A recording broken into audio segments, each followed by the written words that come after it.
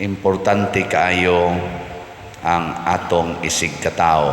Kay matud pa ni Hesus, kung dunay duha o tulo nga magkatigom, ana ako sa ilang taliwala. So kung ang duha mag-away, napay Ginoo o wala na? Wala na. Mao na gustos Ginoo di kita mag-away. Ilingi ay mong tupad nawa kay kaaway. Nawa kay kaaway karon. Kanang mga palaaway adto ginapadong sa impyerno kay di naman na pamation sa Ginoo kay nangaway man.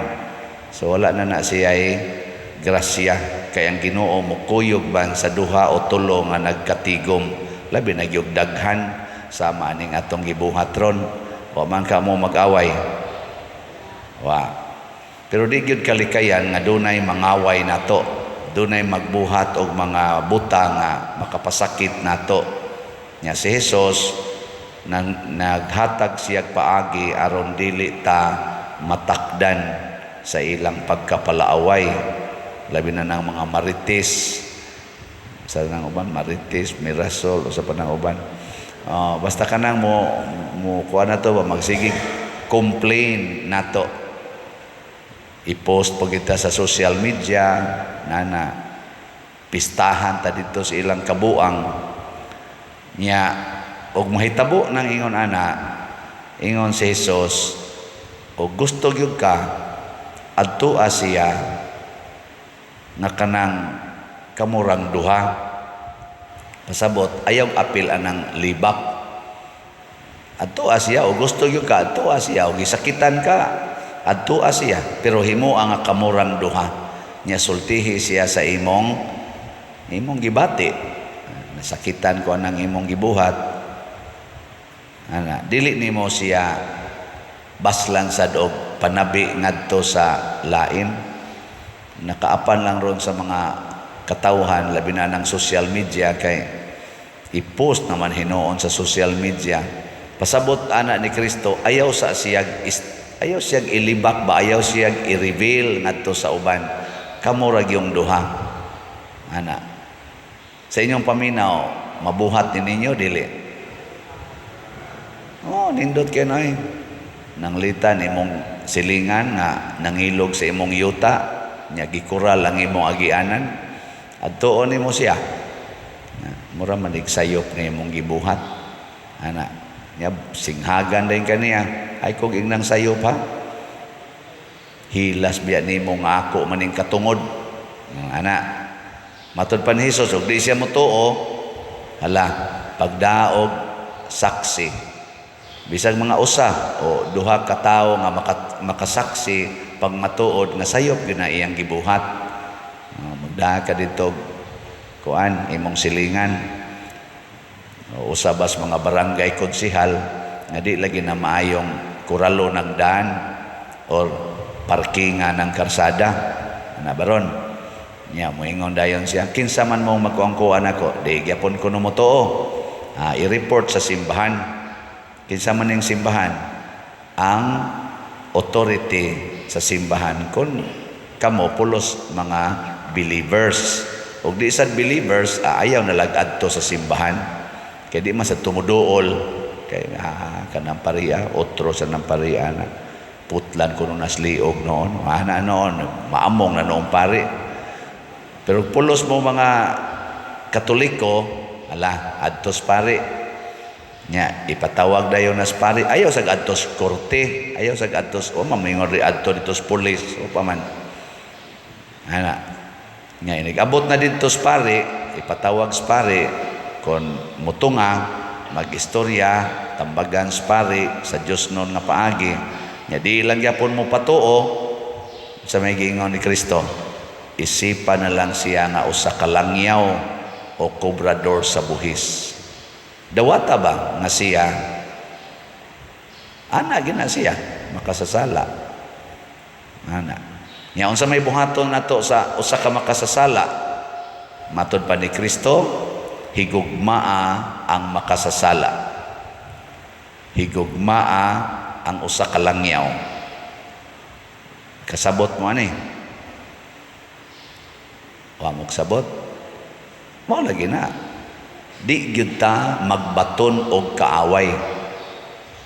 Bahala nagsigihan tag-away, di gyud ta mangaway. Sige, lingay mong tupad. Na din agit ta mangaway ha. Bahala nag-awayon ta, di gyud ta muaway. Mao na si Moises namatay nga wa kasod sa kadtong promised land. Igo ra siyang gipatan-aw sa Ginoo. Lagsik pa kay siya, bisag 120 na iyang edad. Lagsik, unsa pa to? Baskog, may pagmata, may pagmemory, pero nikalit lang siya kamatay kay di gid siya pasudlon sa Ginoo sa yuta nga gisaad. Ngano man naamong siya sa iyang mga kauban nga mga reklamador kay sa Ginoo, nangamatay silang tanan dito sa disyerto at bang sa promised land. Apil si Moises, pero si Moises wa maglagot sa mga tao nga siging bagulbol nga riniya, hangtod naglagot na lang noong Ginoo, gipamatay silang tanan. Apil pa siya. Nagpadayon gyud ang pag-alagad ni Moises sa mga tao. Gani day kausa nga giingnas Ginoo, pamatyon ko na lang ng tanan, kanang tanan pamatyon ko na, nya himuan ti kag bag-ong kaliwat. Si Moises bisag medyo nasubo siya sa mga tao sa kabuang nila nga iyang gida, niingon pa gyud Moises, Ginoo ayaw in taon sila pamatya. Nang mukuan pa gyud ba? Pero kita moingon man ta og nanagan ni dihay magsig-away na to, dahil man tag-ingon Ginoo patya ra na mga buang-buang dagko. May rag mga matay na sila. Mabangga paunta na sila. Ano no? Labi nag sigig parking anang karsada nya di na hinon ka kaagi. May king ingnon, may taigdagan na mabangga na para di na nakaparking diya. Ana. Imo pag yung agianan mo parkingan nya ingnon pag yung way galsada o makakailan ako. Tungluho na lang.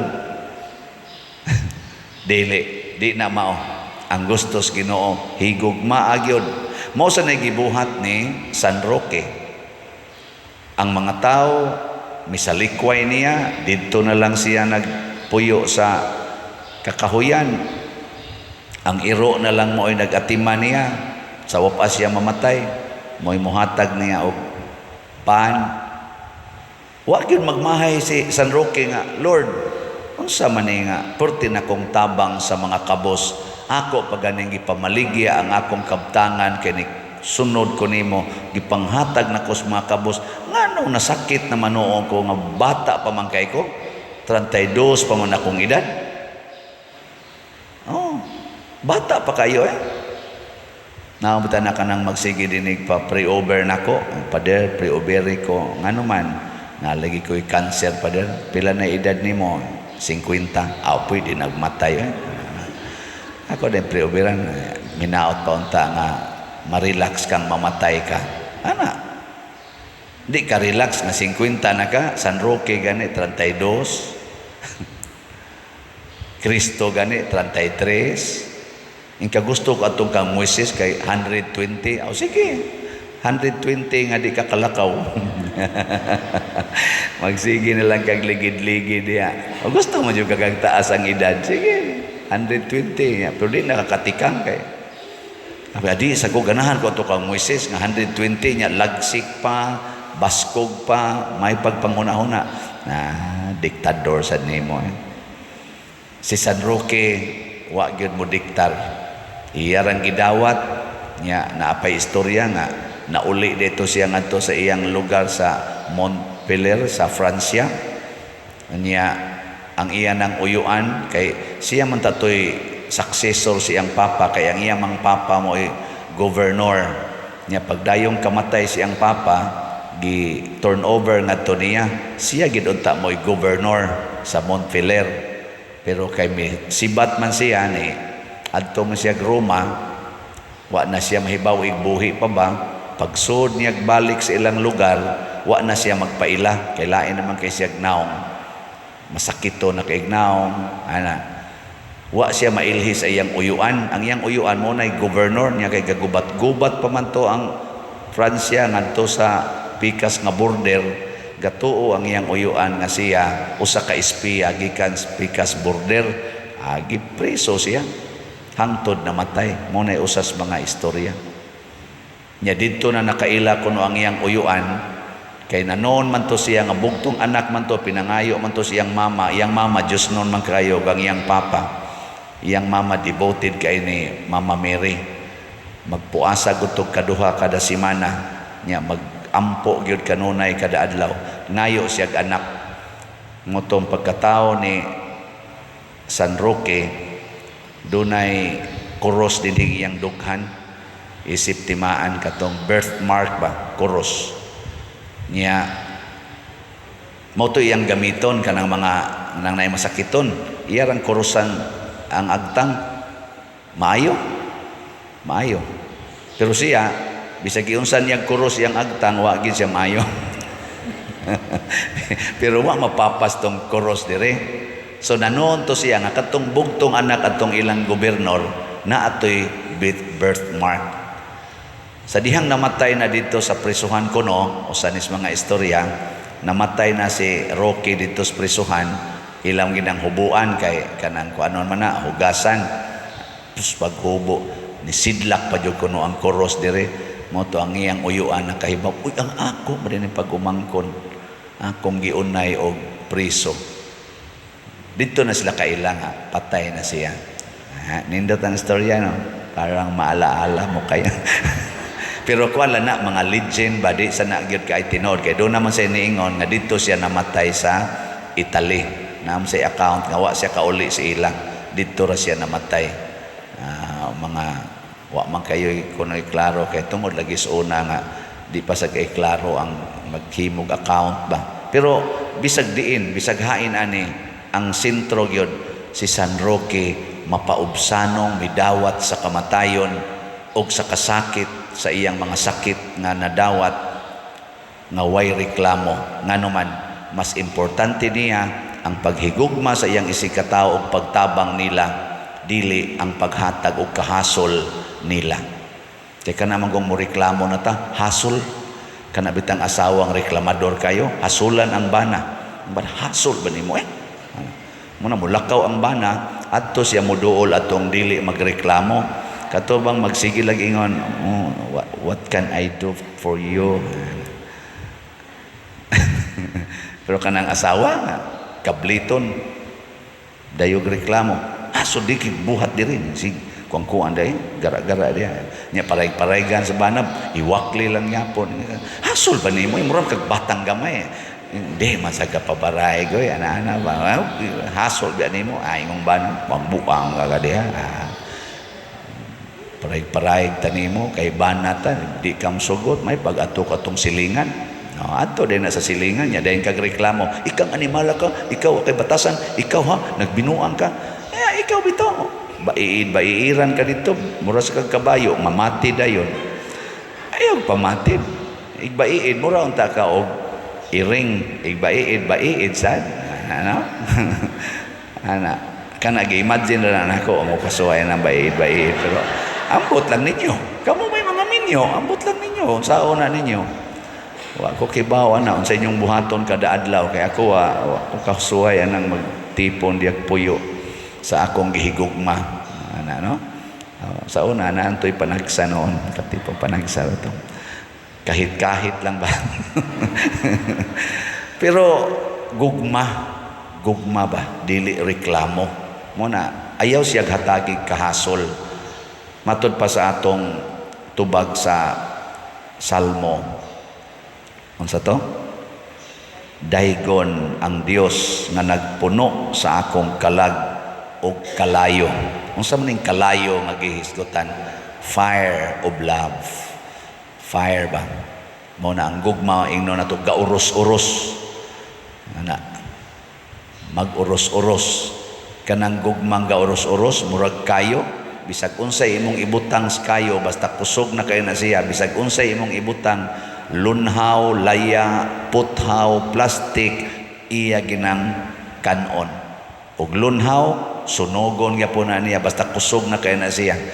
Og puthaw himuon na niyang kayo ang puthaw. Basta kusog na kayo din aba, dili na siya maapektahan. Kayo na gid siya, gauros-uros mo nang ang gugma ni San Roque nag-uros-uros para sa iyang isikatao, sama sad sa gugma ni Kristo nga nag-uros-uros para nato. Gi katapusang lingi sa imong tupad. Ingna nisiga na imong gugma. Ingna nisiga na o pawong lang yapon. Pawong gani bugnaw kay na murag nagpatay kay kanang patay bugnaw kay naglawas ang patay kana yung init ba init mag-uros-uros. Salamat sa nahigugma nato nga nag-uros-uros, siging palit og slat, uros-uros pud atong slat, no? Ang atong halin sa atong SBF dag para sa atong kumbinto niabot na og 41,110 ka slots. Pakpak. Oros-oros gini napay 34,890 nga available nya sa atong special slot kutubra ni karong Sabado nato ibaligya kaning Divine Wisdom and Development. 6,000 ra man ni ka slot nga tag 100 na natay halin nga 2,015 ka slots ato sang pakpakan ang namalitan ni.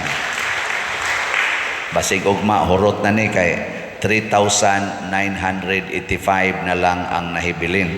So dali-dali mo palit para nasad mo'y Divine Wisdom and Development. Salamat sa nag-uros-uros ninyo nga mga gugma para sa simbahan, atong gugma para sa simbahan. In return, hatagan sa tas Ginoo og kaluwasan. Wa mamatay si San Roque, nagpadayon ang iyang pagkabilagroso hangtod karon tungod kay ang gugma sa Dios buhi man diha kaniya. Kita sa dunta magpabiling buhi, pinaagis paghigugma sa tong isigkatao, ginamit ang pamaagi sa Ginoo, dili ang pamaagis kalibutan nga linibakay, dinautay to the max, ihunong ni nato, makamatay ni nato, mapariha niya ta ni Moises nga wa gyud kasud sa promised land. Pero si Moises nakasud og langit, ang iya tingaling mga kauban kadtong nakaamong niya basig na ay pipila nga wa gyud kasud og langit.